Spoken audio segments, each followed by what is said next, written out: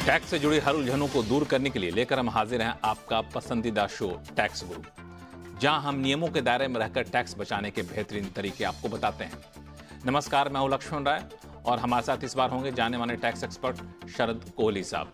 और सबसे पहले आप सभी को दीपावली की ढेर सारी शुभकामनाएं। कोहली साहब, आपकी तरफ से भी विशेष शुभकामनाएं दे दीजिए दर्शकों को। बिल्कुल, मेरी तरफ से भी दिवाली की, सभी त्योहारों की और शादी ब्याह की सभी दर्शकों को शुभकामनाएं।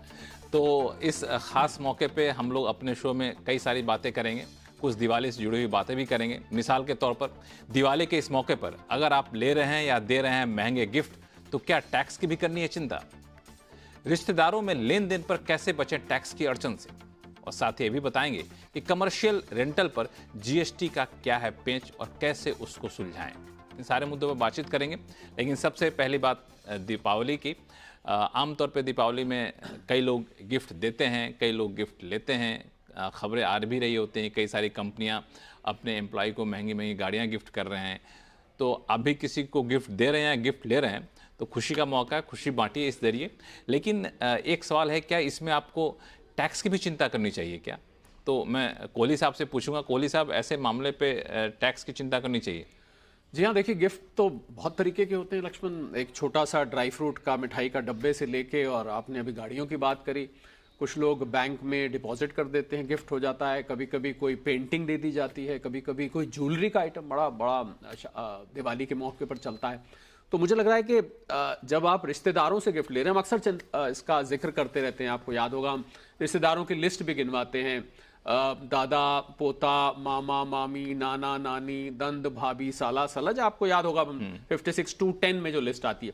तो इन रिश्तेदारों से जब गिफ्ट आ रहा है तब तो कोई चिंता की बात नहीं है। आप कैश लीजिए, काइन लीजिए, जितना मर्जी लीजिए, कितने का भी लीजिए, कोई दिक्कत नहीं। दिक्कत आती है जब या तो यार दोस्त फ्रेंड से आ रहा है, या इन रिश्तेदारों के अलावा जब आपको कोई दे रहा है, वहां पर चिंता शुरू। एम्प्लॉयर के बीच में, एम्प्लॉयर के बीच में, तो फिर वहां पर सैलरी में इंक्लूड हो जाता है। अच्छा।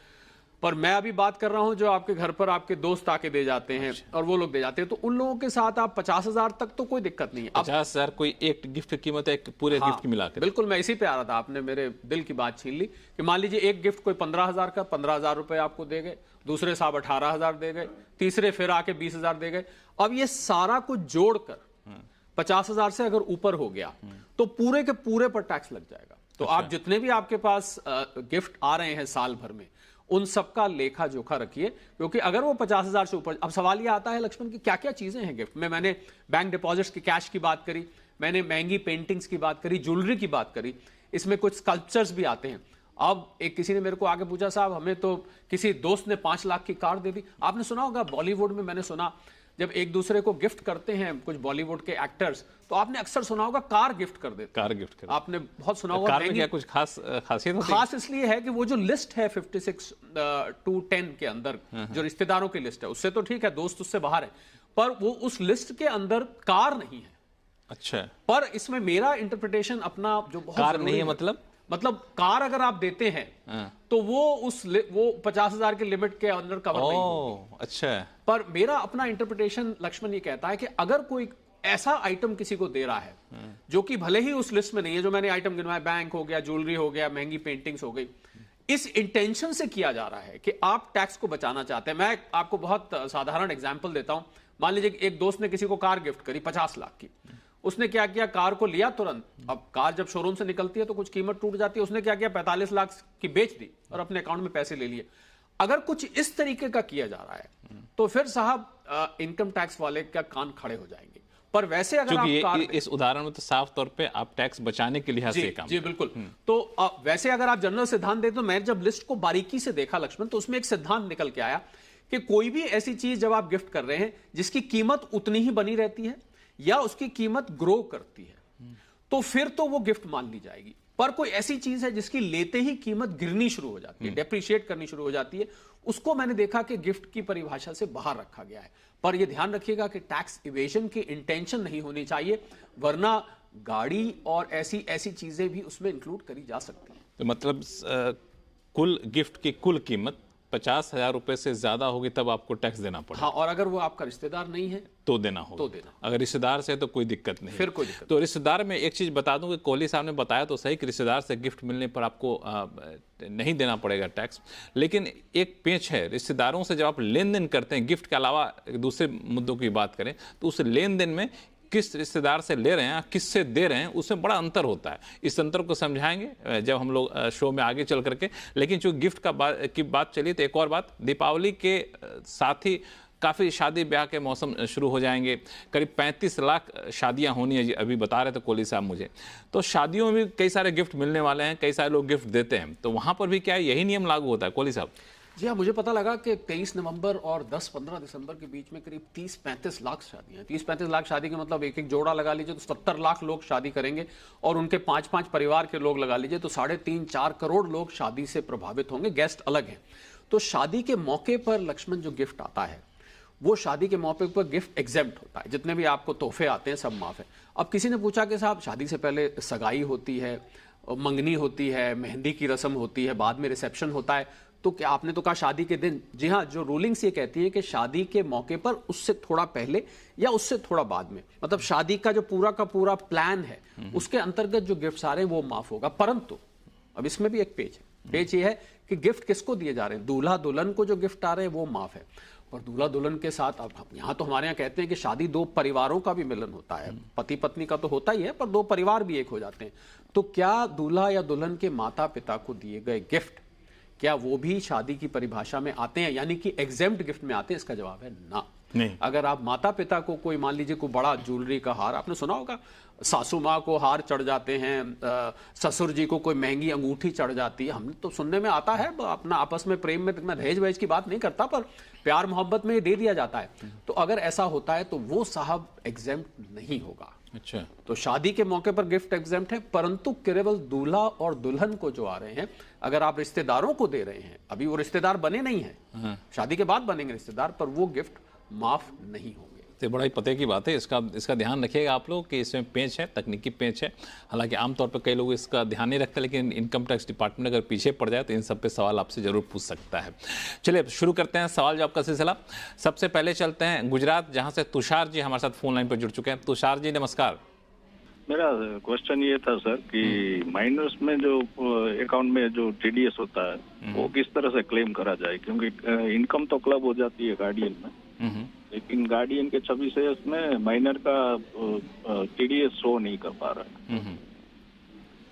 जी हाँ तुषार जी, माइनर का टीडीएस शो नहीं कर रहा है क्योंकि क्लब होता है, तो नेचुरली अगर टीडीएस कटा है तो वो भी इनके अकाउंट में जाना चाहिए। तो आप अपने इनकम टैक्स रिटर्न पे जाइए तुषार जी, वहां पर एक टीडीएस शेड्यूल होता है।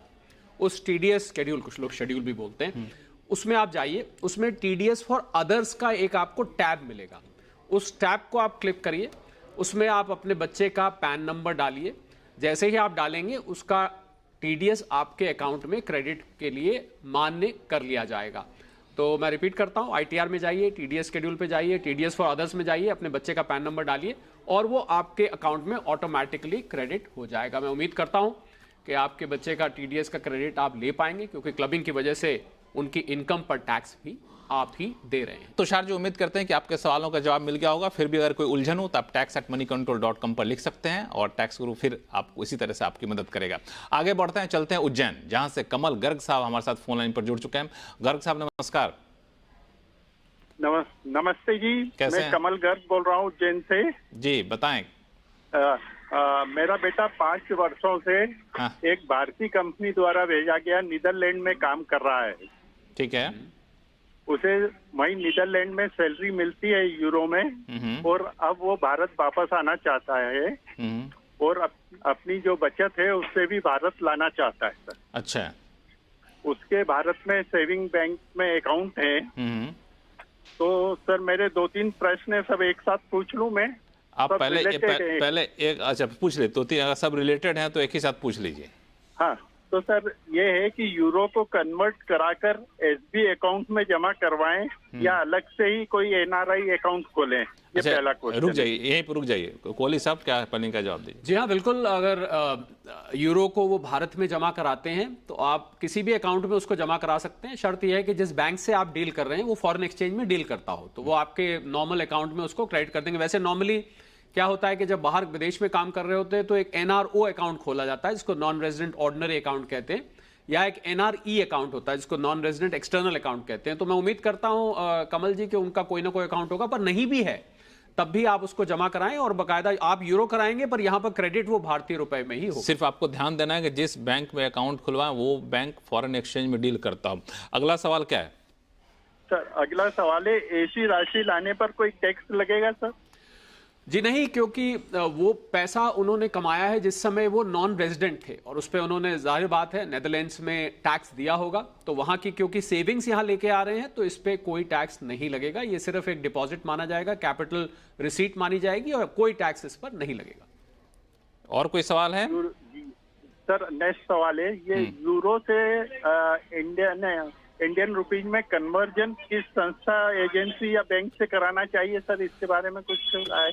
देखिए कमल जी, ये एक ऑटोमेटिक प्रोसेस है, क्योंकि जब आप यूरो को भारतीय रुपए में कन्वर्ट कराते हैं, जैसा मैंने कहा, आप किसी ऐसे बैंक से डील करेंगे उसको लक्ष्मण ऑथराइज डीलर कहते हैं, आरबीआई के ऑथराइज डीलर। तो सब बैंक आजकल ऑथराइज डीलर हैं जो फॉरेन एक्सचेंज में डील करते हैं।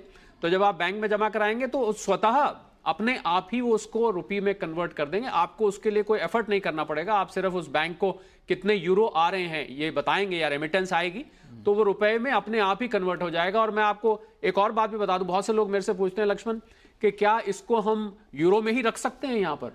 तो इसका जवाब है ना, क्योंकि foreign exchange management FEMA act के अंतर्गत आप भारत में फॉरेन एक्सचेंज नहीं रख सकते, रुपए में ही आपके बेटे के अकाउंट में वो क्रेडिट हो जाएगा। चलिए, उम्मीद करूं गर्ग साहब की आपकी सारी उलझन दूर हो गई है। सर एक और था क्वेश्चन। हाँ, तो जल्दी पूछ लीजिए। जैसे सर हम फॉरेन एक्सचेंज में तो इंडिया में रुपए यूरो नहीं रख सकते, लेकिन कभी भविष्य में हमें फॉरेन एक्सचेंज की जरूरत पड़ती है बच्चों वगैरह के एजुकेशन में कोई फीस चुकाने के लिए, तो उसमें हमें कोई प्रायोरिटी या कुछ ऐसा मिलने का कोई प्रावधान है क्या सर? नहीं कमल जी, ऐसा कोई प्रावधान नहीं है, पर मैं आपको बता दूं, सभी भारतीय प्रतिवर्ष $2.5 लाख तक लिबरलाइज्ड रेमिटेंस स्कीम, LRS इसको बोलते हैं, उसके अंतर्गत आप $2.5 लाख के बराबर यहां से फॉरेन एक्सचेंज इशू करा सकते हैं। स्पेसिफाइड पर्पसेस हैं, बहुत आसान है। एक A2 फॉर्म अपने बैंक में जाके भरिए और आप उस पैसे को निकाल सकते हैं, फॉरेन एक्सचेंज में विदेश में पेमेंट कर सकते हैं। तो कोई चिंता की बात नहीं है, इसका क्रेडिट मिले ना मिले, इसका बेनिफिट मिले ना मिले, आप वैसे भी फॉरेन एक्सचेंज को एक्सेस कर सकते हैं। चलिए कमल जी, और भी कोई उलझन हो तो आप बिल्कुल लिख के इसी तरीके से रखिएगा और टैक्स गुरु को भेजिएगा tax@moneycontrol.com पर, और हम लोग फिर आपसे संपर्क करेंगे। हमारे पास जाने माने टैक्स एक्सपर्ट होते हैं जो आपके ऐसे ही सारे सवालों को बहुत ही आसानी से जवाब देंगे। चलिए आगे बढ़ते हैं, फिलहाल वक्त है छोटे से ब्रेक का। ब्रेक के बाद जानेंगे कि रिश्तेदारी में गिफ्ट के लेन देन पर क्या है टैक्स की बारीकियां, बताएंगे छोटे से ब्रेक के बाद। ब्रेक के बाद आपका फिर से आपका स्वागत है। आप देख रहे हैं टैक्स गुरु और हमारे साथ बने हुए हैं जाने माने टैक्स एक्सपर्ट शरद कोहली साहब। चलते हैं मुंबई, जहां से देवा जी हमारे साथ फोन लाइन पे मौजूद हैं। सर मेरा क्वेश्चन सिर्फ ये प्रश्न एकदम सिंपल है सर। जो ईपीएफ में जो हम मेरा जो एम्प्लॉयर ने जो लगा रखा है ना, अब मुझे हर एक महीना जो भी मिलता है, मे बी 1500 or 2000 रुपये जो मिल रहा है, वो जो इंटरेस्ट माना जाएगा या it will be treated age pension?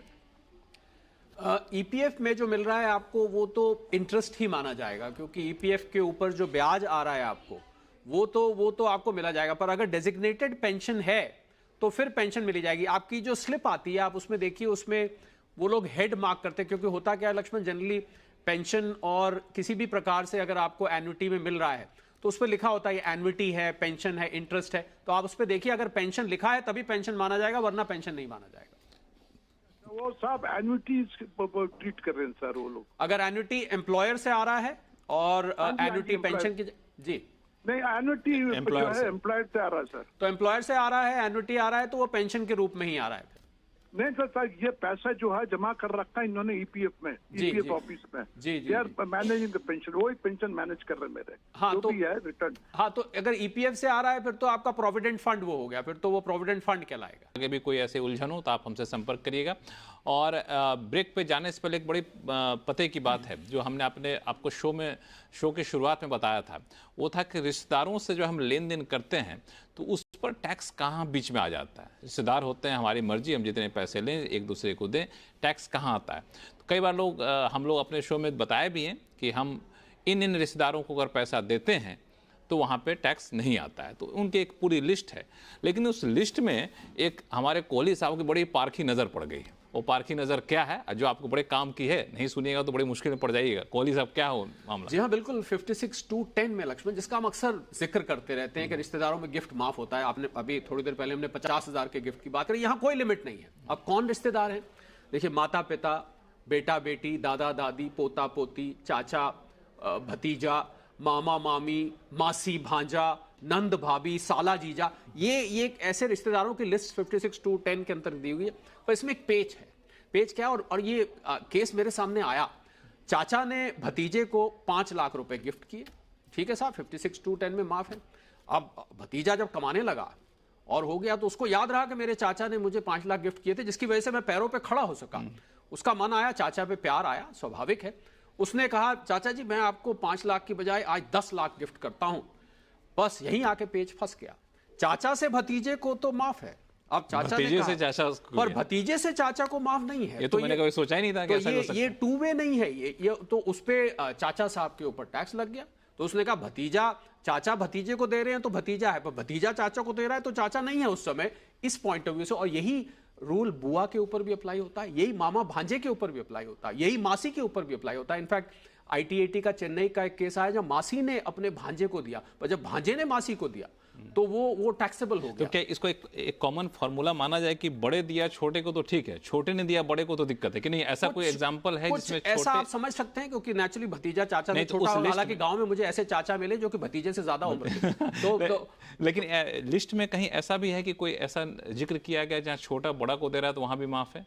List में ऐसा नहीं है। अब है, ऐसा है, क्योंकि जहां पर लीनियल एसेंडेंट और डिसेंडेंट है, पोता अगर दादा को दे तो माफ है। अच्छा। बेटा अगर पापा को दे तो सिद्धांत लागू नहीं हुआ ना। पर ये चाचा भतीजा, मासी भांजा, मामा भांजा, कुछ रिश्तेदारियां ऐसी हैं। तो मैं तो अपने दर्शकों को ये राय दूंगा कि साहब रिश्तेदारी में ध्यान से गिफ्ट कीजिए और पूरी कानूनी जानकारी के साथ कीजिए और टैक्स गुरु देख कर कीजिए। देख के करिए, बड़ा पते की बात है ये तो। मतलब अच्छे टैक्स एक्सपर्ट आपको ये चीज़ नहीं बताएंगे जो आमतौर पर मान के चलते हैं कि चाचा भतीजा मतलब दोनों जिसको पैसे दें टैक्स माफ है, लेकिन यहाँ ऐसा नहीं है, एक तरफा है। उधर से वापस आएगा तो फिर दिक्कत पड़ जाएगा। ऐसे कई सारे रिलेशन है, उस पूरी लिस्ट है। आप चाहें तो उस लिस्ट को इनकम टैक्स की वेबसाइट से देख भी सकते हैं। और जो आमतौर पे जो रिश्ते होते हैं वो तो कोहली साहब ने बता ही दिया आपको, तो इसका ख्याल रखिए। और फिलहाल वक्त है छोटे से ब्रेक का। ब्रेक के बाद ऐसे ही सुलझाएंगे एक और गुत्थी। वो गुत्थी जुड़ी हुई है GST से, बताएंगे छोटे से ब्रेक के बाद। ब्रेक के बाद एक बार फिर से आपका स्वागत है। आप देख रहे हैं टैक्स गुरु और हमारे साथ बने हुए हैं जाने माने टैक्स एक्सपर्ट शरद कोहली साहब। ब्रेक पे जाने से पहले हम लोग सारी बातें कर रहे थे, वो थी इनकम टैक्स से जुड़ी हुई, लेकिन GST के पेंच भी लगातार दिनों दिन गहराते जा रहे हैं। तो ऐसे ही एक पेंच को लेकर के हमारे पास आ रहे हैं जयपुर से मोहित जी, जो कि फोन लाइन पर जुड़ चुके हैं। मोहित जी नमस्कार। नमस्कार लक्ष्मण जी, कैसे हैं आप?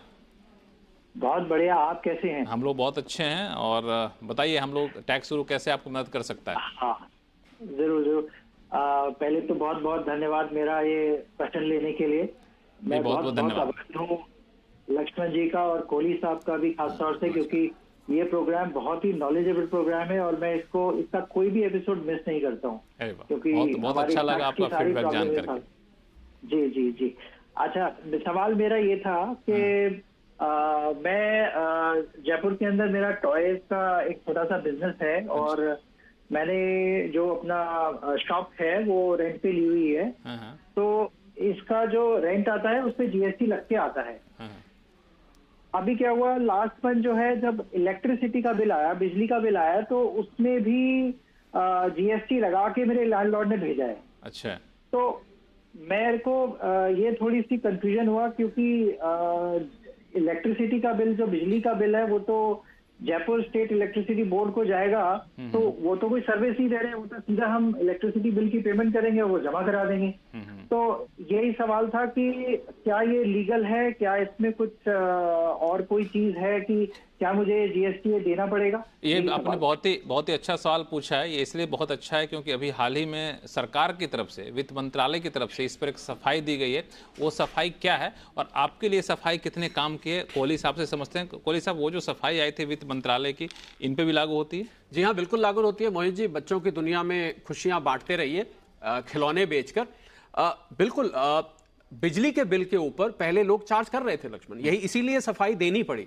बिजली के बिल पर जीएसटी मोहित जी नहीं लगाया जाएगा। आप अपने लैंडलॉर्ड साहब को कहिए कि टैक्स गुरु का ये एपिसोड जरूर देखें, क्योंकि इसमें यह स्पष्ट करा जा रहा है सीएनबीसी आवाज पर कि बिल्कुल इलेक्ट्रिसिटी बिल पर आप कोई भी जीएसटी नहीं कलेक्ट करेगा। बिल्कुल आपने ठीक नब्ज पकड़ी है, वो सिर्फ एक रीइंबर्समेंट है, तो उस रीइंबर्समेंट के ऊपर जीएसटी आगे से नहीं लगेगा। क्लैरिफिकेशन बकायदा ऑन रिकॉर्ड है मोहित जी, आप उनको बताइए और ये जीएसटी से बचिए और बच्चों की दुनिया में इन खिलौनों के जरिए खुशियां बांटते रहिए। बिल्कुल, आप कभी मत सोचिए कि आपका छोटा सा बिजनेस, आपने शुरू में कहा तो मैं सोचा आपको वहीं रोकूं, चूंकि आपका बिजनेस छोटा सा नहीं, बहुत बड़ा बिजनेस है। और ये जो बिजली के बिल वाली बात है, ये सिर्फ आप अपने तक मत रखिएगा, आपके साथ कई सारे भाई बंधु होंगे जो रेंट पे रह रहे होंगे, रेंट पे बिजनेस कर रहे होंगे, उनको ही बताइए। ये हो सकता है कि लैंडलॉर्ड गलतफहमी में या फिर नहीं समझ पा रहे हो इस चीज़ को, तो आपसे जीएसटी वसूलने की कोशिश कर रहे हो, तो यहाँ पे जीएसटी आपको देने की ज़रूरत यहाँ पे नहीं है। बिल्कुल बिल्कुल। मुझे उम्मीद करता हूँ कि आपका कन्फ्यूजन दूर हो गया होगा। बिल्कुल बिल्कुल लक्ष्मण जी, बहुत अच्छे से कंफ्यूजन दूर हो गया और मैं अपने लैंडलॉर्ड को रिक्वेस्ट करूंगा कि वो ये एपिसोड टैक्स गुरु का देखें ताकि उन्हें भी इसके बारे में क्लैरिटी आ जाए। बिल्कुल, टैक्स गुरु में का एपिसोड भी दिखाइए, वित्त मंत्रालय का नोटिफिकेशन भी आया है, वो भी आप वेबसाइट से निकाल सकते हैं, वो भी उनको दस्तावेजी प्रूफ के तौर पर उनको दिखा सकते हैं। तो कोहली साहब, बहुत बहुत धन्यवाद सारे सवालों का जवाब देने के लिए। और आपके पास कोई भी सवाल हो, चाहे इनकम टैक्स से जुड़ा हुआ हो या फिर जीएसटी से, तो आप हमें लिख भेजिए tax@moneycontrol.com पर। और जब सवाल अपना भेजते हैं तो अपना नाम और मोबाइल नंबर लिखना ना भूलें, क्योंकि इसी तरीके से टैक्स गुरु से, एक्सपर्ट से सीधा आपको रूबरू कराएंगे, आपके सारे कन्फ्यूजन को दूर करने की कोशिश करेंगे। और टैक्स गुरु में फिलहाल इतना ही। देखते रहिए CNBC आवाज़। नमस्कार।